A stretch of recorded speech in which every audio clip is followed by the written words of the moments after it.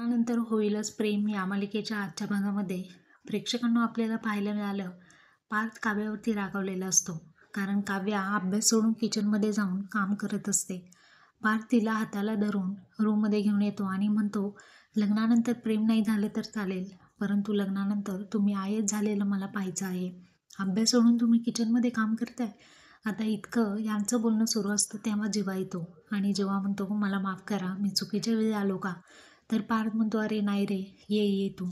तेव्हा आता पार्थ जीवाला आतमध्ये घेऊन येतो आणि आल्याबरोबर जेव्हा म्हणतो की ॲक्च्युली मला नंदिनी पाठवले, काव्या आणि नंदिनी यांच्यामध्ये जो हार आहे ना, तो नंदिनीला हवा आहे.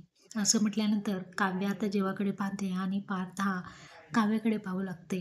काव्या म्हणते, तुम्ही बोलत बसा, मी नंदिनी ताईला हार देऊन येते.